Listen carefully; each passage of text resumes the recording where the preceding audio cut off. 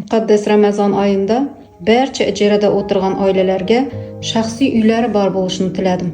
Ijarada o'tirgan uyimni bo'shatib, sipirib artib, kilitlarni egasine topshirib keldim. 3 oy qish yashasam bo'ldi deb kirgan uyimda 3 yil qolib ketibman. Rahmat egasine shuncha vaqt o'ngishtirgan. O'zine kerak bo'ldi o'xshaydi, chiqing deb keldi. Bu yerda ukam bilan qo'ngshi yashadim. Ota-onamiz o'tib ketgandan keyin bir-birimizga suyanchiq bo'lib, dim yaxshi yashab o'tirdik. Birovning uyi, birovniki baribir. Chiq desa ilojsiz chiqib ketaverasan. Halam egasi insopli. 1 oy burun ogohlantirdi. Martda bo'shatib qo'ying, o'zingizga boshqa joy toping.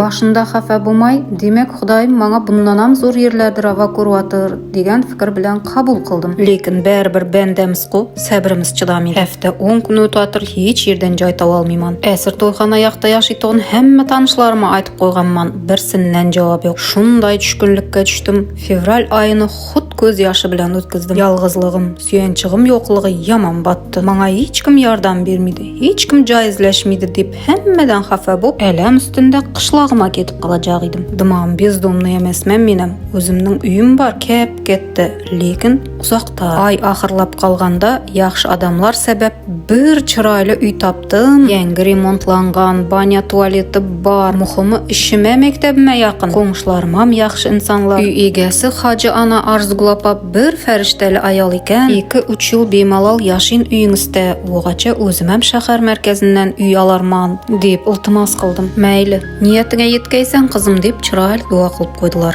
Hamma niyat etganlarga o'zimada shahar markazida barcha qulayliklarga ega o'z shaxsiy uylari bo'lishini Allohimdan so'rab qolaman.